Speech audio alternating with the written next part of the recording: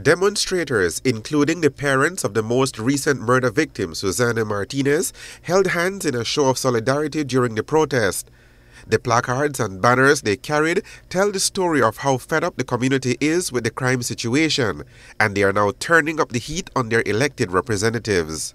I think that we elected these people. We are the ones that voted them in office, and when they come to us, they ask for our vote, so they should listen to what we are saying, and they should do whatever they need to do, amend the laws, change what needs to be changed, so that the people are satisfied.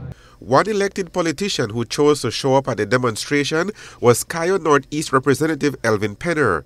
He came to console the parents of Susana Martinez, and in an interview with Love News said that his government hears the cries of the people. They need to understand that this is something that is everybody's business. And when I mentioned in the text as well that what we're seeing in Belize today is what has happened to many other countries. It is a social breakdown of the system. It is no one organization's fault. If a person wants to blame the present government or a political party for what is happening, they're ignorant. If a person wants to blame the police for what is happening, they're ignorant. They need to realize that the training of your child, the training of a future citizen of this country starts in a home. But even in their own homes, the people say they do not feel safe anymore, and that is why they are turning to their government for help. We have to keep locked up while the criminals are out there. We have to lock up ourselves, and the criminals are out there. Look at all the police, the BDF, at us, the abiding citizens. When the criminals are there, they protect them. What can we do now? We the people have to get up and do something, and we will do it, and we will show our leaders that we mean business, and we will do it. If the people don't get together, that's why these things keep happening over and over again. Yesterday it was that family, tomorrow it could be ours. They were put there to represent the people, so we need today so that they can stand up for the people. For just an example, right now we can see at the police station, we can see on the Woodbridge or on the Hawkwood Bridge, there are police BDF. Why when there is a murder there is not enough manpower, but when the people come and stand up for their rights, there is too much manpower. So what they are trying to do or show us that we are the criminals, we are the people that work hard for this country, that pay their tax, that pay them so that they can do their job. So why when the people stand up, they come and stand up and take out all the manpower looking towards us like if we are the criminals. What I am seeing here is a people's movement. It is what you call the culmination of tears, of crying, of mourning, of burying, of begging, of petitioning, and all fall on deaf ears. The people of Cayo are very peaceful people. I was their representatives in the 50s, the 60s, the 70s. But when this thing began to take over, whereby people cannot sleep in their homes with their windows open, everything began to go downhill. And it is that downward spiral that the people want to arrest before things hit rock bottom. The people have come up with a list of 10 demands, including amending the law so that rapists and people accused of sex offenses don't get bail. They want to properly equip the police department.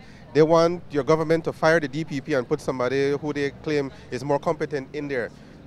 You're going to cabinet tomorrow. You will sit around the table with the Prime Minister and the Minister of National Security. Do you support those 10 demands as put together by your people, the people of San Ignacio and Santa Elena? I would like to see the list, and I have volunteered to personally take that list to cabinet tomorrow to make sure that those 10 questions are tabled, at least. Now, it's very difficult for a government and a cabinet to perhaps answer every single question, and specifically at such short notice, because one, the views that different individuals in cabinet have may be different. For one thing, what I would like to say, the part about the capital punishment, there's a total misunderstanding in our country. It is not illegal for a judge to sentence a person to death. That is all a part of our laws. But in the past, it has been the Privy Council that has struck it down or has always been able to lower the charge to life imprisonment. Now our government has made sure that we are now going to the Caribbean Court of Justice.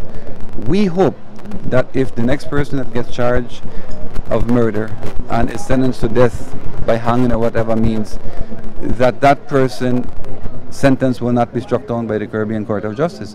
So it's not that the government or our laws are not in favor of the capital punishment, but it's what has happened to those that have been charged with capital punishment in the past. And if a judge knows that the sentence will be struck down, why will they even begin to charge a person or to sentence a person with the capital punishment?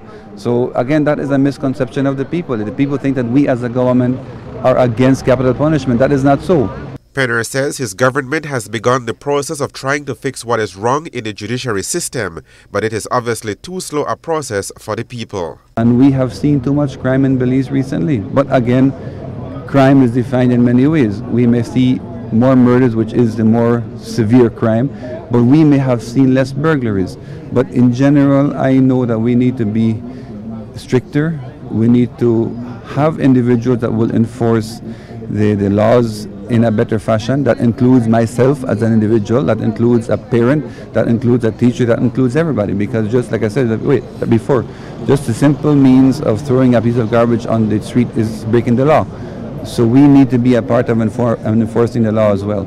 If the people feel that the DPP is not doing its job, if we can do something to get a better DPP, I have nothing against it. But again, that's not a decision I can make. That's a decision that has to be made at the larger scale. And again, the cabinet or the person that decides who the DPP is will have to be convinced that there is a better person to do the job. But what more convincing do we need? The conviction rate is very low. People get in and out, and the people in San Ignacio here and in other parts of the country believe that the criminals have all the right now. Well, the other thing that we have to look at is it is not necessarily only the DPP. It could be, and I know it is, a general breakdown as well of the judiciary system. Reporting for Love News, I am Patrick Jones.